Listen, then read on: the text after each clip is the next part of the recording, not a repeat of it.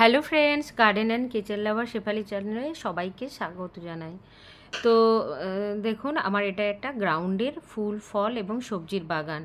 তো প্রথমে দেখালাম গোলাপি কালারের জবা রয়েছে, তারপরে এখানে দেখুন সানফ্লাওয়ার রয়েছে, পেয়ারা, একটা ছোট আতা গাছ। এই ছোট আতা গাছেও কিন্তু ফুল চলে এসেছে। এখানে কিছু নয়নতারা রয়েছে। দেখুন আতা গাছটা কত ছোট, তার মধ্যেও প্রচুর ফুল এসেছে। আর এখানে রয়েছে আমার লাউ। তো এর আগেও আমি লাউ বাগানের ভিডিও বা কী কী পরিচর্যা করি সেটা আপনাদের সাথে শেয়ার করেছিলাম। তো যেহেতু আমার গ্রাউন্ডের বাগানের একটা পুরো ওভারভিউ আপনাদের সামনে তুলে ধরতে চাই, তাই এই লাউগুলোও আবার দেখাচ্ছি। দেখুন কত পরিমাণে লাউ হয়ে আছে।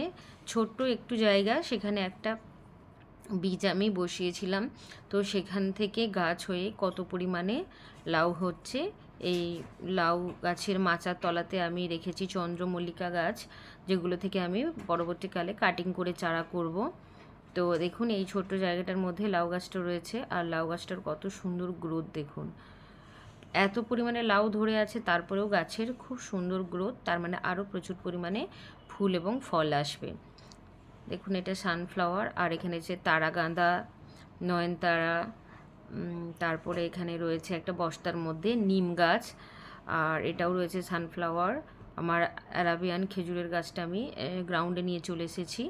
আর গ্রাউন্ডে একটা কুমড়ো গাছে দেখুন কত বড় সাইজের একটা কুমড়ো হয়েছে। তো আরও প্রচুর ফুল আসছে। এই কুমড়ো ফুলেও আমি হ্যান্ড পলিনেশন করে দিই, তার ফলে কোনো ফল নষ্ট হয় না। আর এইভাবে সুতির কাপড় দিয়ে জড়িয়ে দিলে তাহলে কোনো ফ্রুট ফ্লাই এটাকে ফুটো করতে পারবে না। আর এখানে রয়েছে বেগুন, আর এটা রয়েছে কেরালিয়ান নারকেল গাছ, G9 কলা গাছ। তো এর আগেও আমি এখান থেকে অনেকবার কলা হারভেস্ট করেছি। ছোট্ট একটা পেঁপে গাছে দেখুন ফুল এবং ফল এসে গেছে। আর কুমড়ো গাছটা তো চারিদিকে খুব সুন্দর গ্রোথ দেখতেই পাচ্ছেন। এখানে রয়েছে একটা ব্যানানা ম্যাঙ্গোর গাছ, ভেন্ডি গাছ। এগুলো কিছুদিন আগে বসিয়েছিলাম, এগুলো থেকে 2-4টা করে ভেন্ডি হারভেস্ট করছি। এখানে রয়েছে লাল তিল বা খসলার গাছ এবং ছোট্ট ছোট্ট ভেন্ডি গাছ, এবং কিছু হচ্ছে সানফ্লাওয়ারের গাছ। প্রচুর ফুল আসছে। এই বস্তার মধ্যে আমি আদা বসাবো, তার মাটি রেডি করে বসিয়ে রেখেছি। কিছু বস্তাতে বেগুন গাছ রয়েছে। তো কিভাবে আদা গাছের মাটি আমি প্রস্তুত করলাম তার ভিডিও আপনাদের সাথে শেয়ার করব।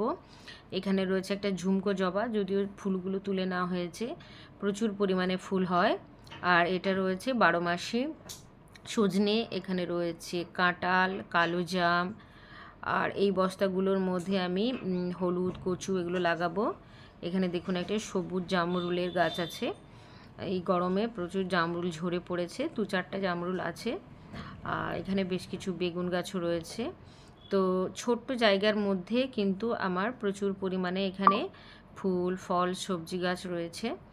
তো ওইদিকে ঝিঙে, তরই রয়েছে।